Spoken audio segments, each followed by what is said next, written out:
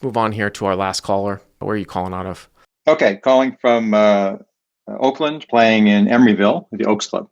Oaks. I've actually never played there, but I am familiar with Emeryville. I took a train from Emeryville to Reno one time. It was a beautiful There we trip. go. I believe that. Yeah, it's probably a 100-year-old club. Almost dates back to Gold Rush. It's a very old, funky poker club from the old days. Do they do the whole? Do they do the small blind on the button like the other Bay Area Yeah. clubs and Yes. stuff? Okay. Yeah. So the game is 2-3-5. 2-3-5, which I always say.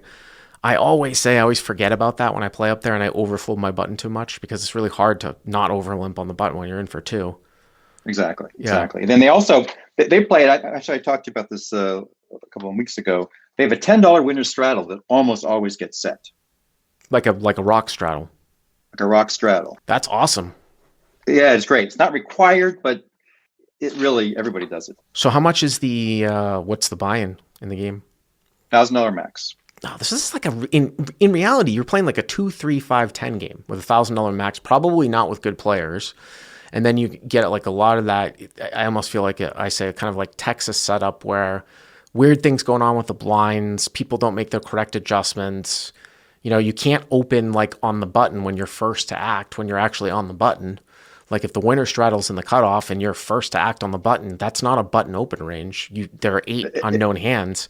Exactly. Yeah. So really, there is no good website that discusses how to play this, which is, I think, to the advantage of the better players. So 2-3-5 with. So is this hand winner straddled too? Yes, it is. Okay, so plus 10. Okay. Okay. Yep. I think there's probably one sitting out, so we'll call it 8-handed. Okay. Yep. Call it 1,050 effective. So I have a 9 of spades, jack of spades in the small blind. Jack of spades, 9 of spades in small blind. Okay. Okay. And the straddle button is under the gun +2 or low jack. So it's across the board from me. Okay. So hijack asks first. Hijack X first. Yeah. Okay. Mm-hmm.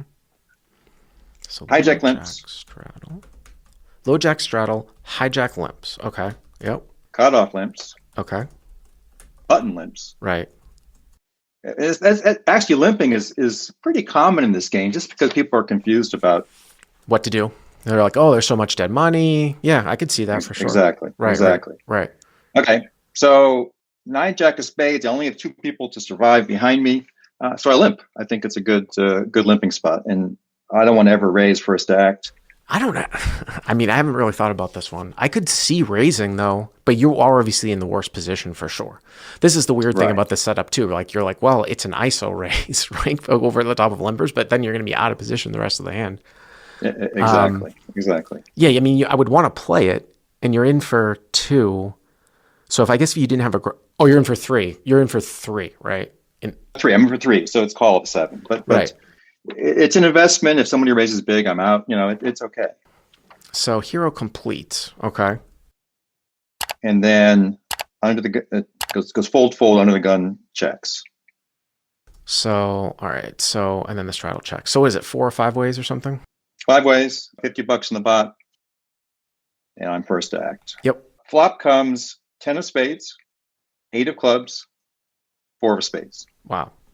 10 of spades, 8 of clubs, 4 of spades. Hero has jack 9 of spades for 15 out, combo draw in this kind of unique setup of multiple blinds, winner straddle, which started from the low jack straddle. Hero over limped in the small blind over 4 people with jack 9 of spades and now flops.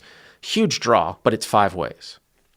Right. And I'm first to act. Are you a CLP website subscriber, Paul? I can't remember. I am. Yeah. You gave me a response on how to play the straddle.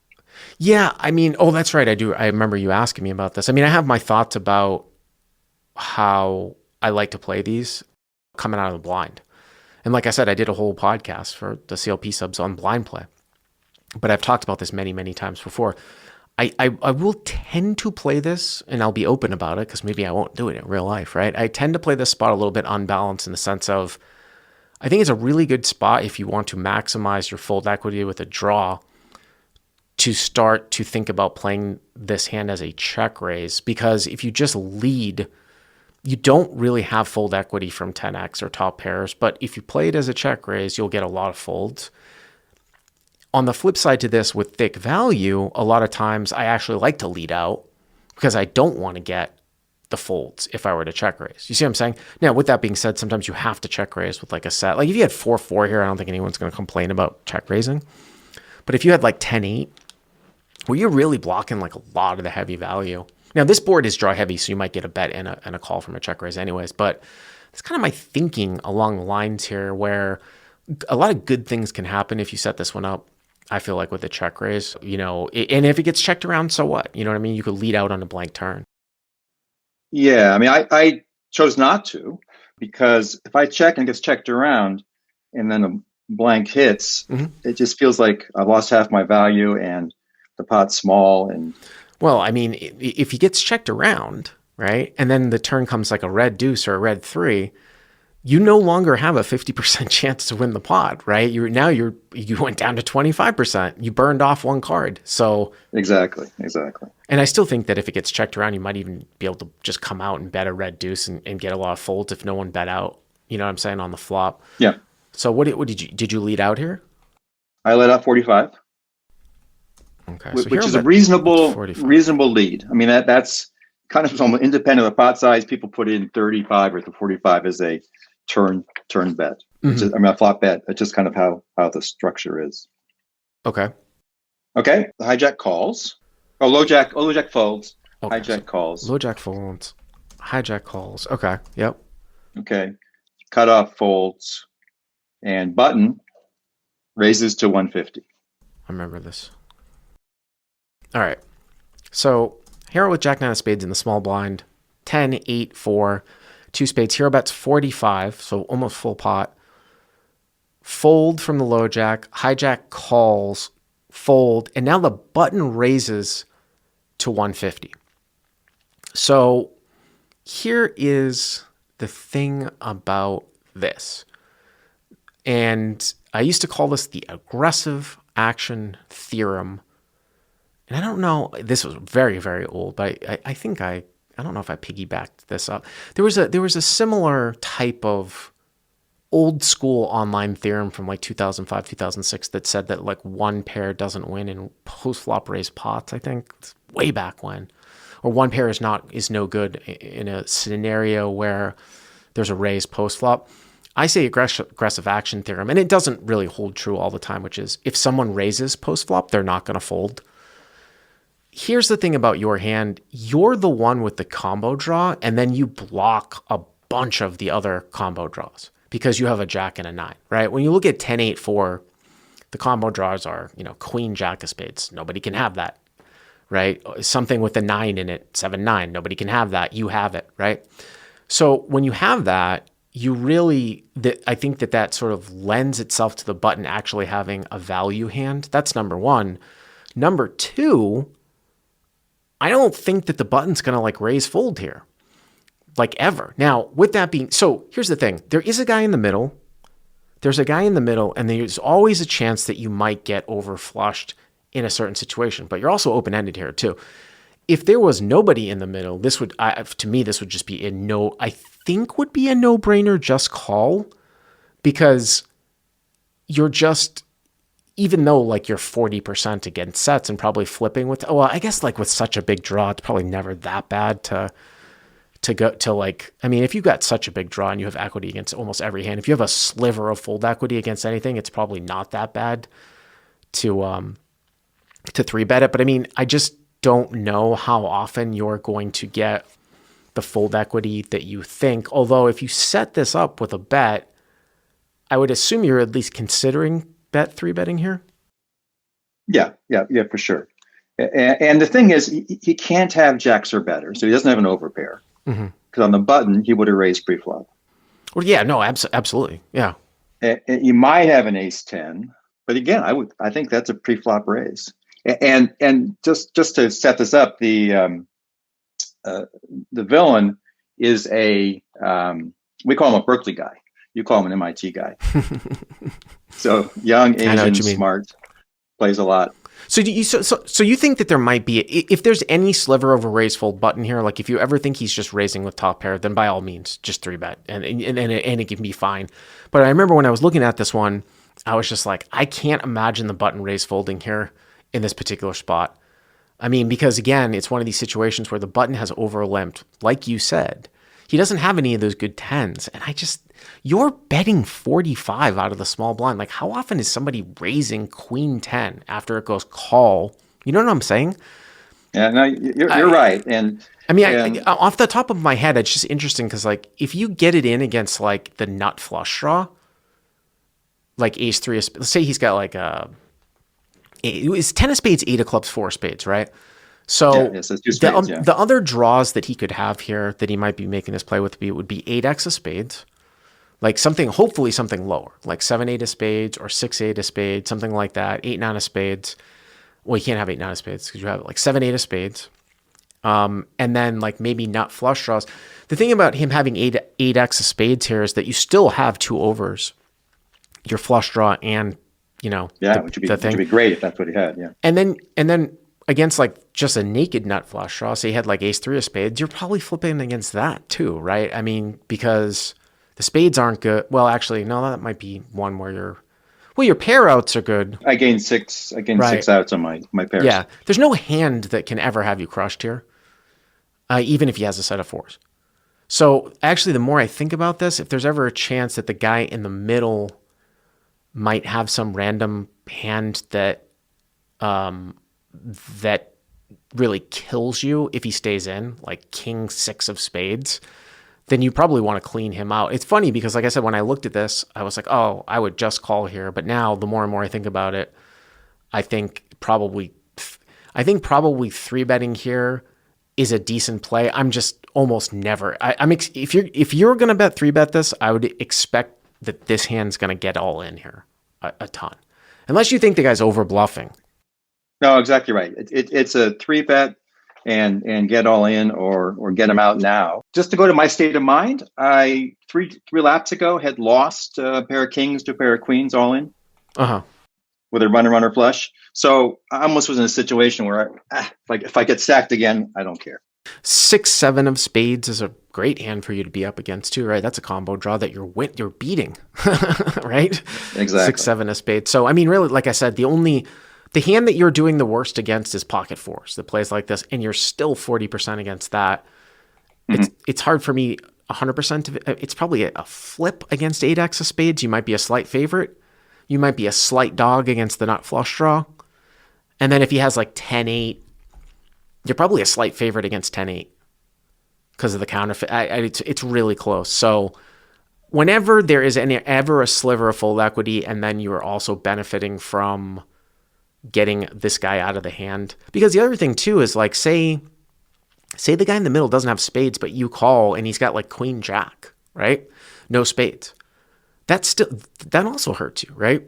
That hurts me. Yeah. So, yeah. So I raised to 400. So let's talk about sizing here. So you started with 1,050. You raised to 400. So this is definitely threshold breaking. We've been talking about that a lot in this episode. Are you doing that because you think it looks stronger? I think it looks stronger and kind of let him know I'm committed to going all in. Right. So you're trying to let him know that you're committed. So why wouldn't you just move all in? My only thought here is that if he actually does have like a nut flush draw type of hand here, if you move all in, he probably shouldn't call if he had a naked nut flush draw. And if you make it less and he calls, then or you give him the opportunity to sort of, with whatever he has, you give him the opportunity to sort of burn off a card here. So there's 2 things going on here. You probably do have more fold equity if you were to jam because he's getting less of a price. And then the other thing too is that if he's allowed to burn off a card here, like say he had like 6-7 of spades or 5-7 of spades, and he decided not to get it all in with you now, he could call, and then if you jam turn on a brick, you actually lose the value that he would have called you with on the flop. You would have gotten the money in on the flop. It's kind of, it's interesting. The one thought was, if he has fours or eights. I'm not so worried about it. If he does, then he would rejam, and I could escape. That's the one. Huh? Wait a minute. What? What do you mean you could escape? If he has fours or eights, Uh-huh. and he jammed over my 400, Uh-huh. I could fold the 700. How? No. No. What are you talking about? We said you get 40% against a set. Yeah, of course not. Of course not. How yeah, could yeah, you yeah. 3-bet fold? No, I can't. No, I can't. No, I can't. Yeah, Never mind. Never mind. yeah. Well, no, I guess the thought was on the turn he didn't raise, therefore I discounted his sets. That was actually my. You're that's still what my gonna, thought yeah, was. but I mean, if he calls though, you're gonna probably jam it in on any break because you don't know if he has a set, but That's right. you're still No, probably 100%. gonna, yeah. You're right. You're right. You're right. So what did you do? Okay, so he calls the 400. So you made it 400. Made it 400. All right. So hero The three middle guy bets. folded. And the villain calls. All right. Right. So the guy in the middle folds. So hijack folds, and he calls. So now you guys. So now it's like it's 900, right? Yeah, not 900, and you have like you have 700 left after this. Is that right? All right. So maybe Or 650. 650. 650. Yeah, that makes more sense. 450. Yeah, 600. Yeah, 600. 600 to 650. Okay. All right. All right. What's the turn? King of diamonds. You have about 600 left, so you've got about 2/3 of a pot-sized bet left. See, this is the thing. Like, and you've got 600 left. I think you just jam still because, I mean, if you checked and he jammed, you're still getting like 2.5 to 1 here. Oh, And no, you have to jam. I mean, yeah. really, I have to jam. I mean, you're right. I should have gone all in on the turn because I sort of I planned. mean, on the flop.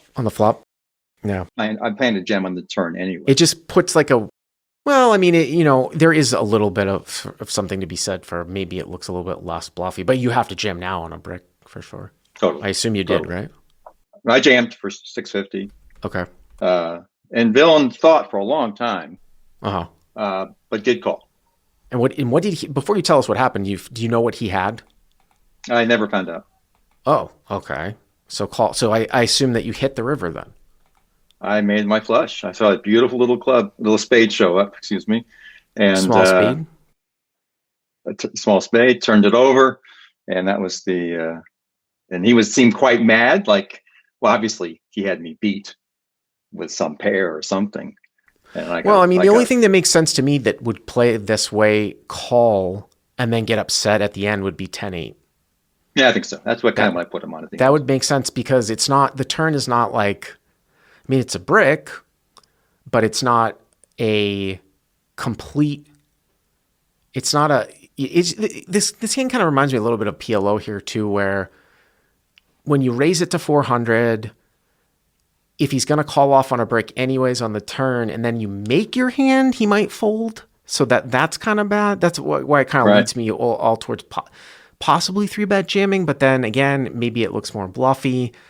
The point is, whether we can debate the sizing, I think I'm definitely pulling an audible, and I definitely think 3-betting the flop here is better than what I had thought originally, which is just calling for the reasons that I stated. But it's nice to win like a $2,000 pot in a limit. Oh yeah, so always nice. But you're right. You're absolutely right.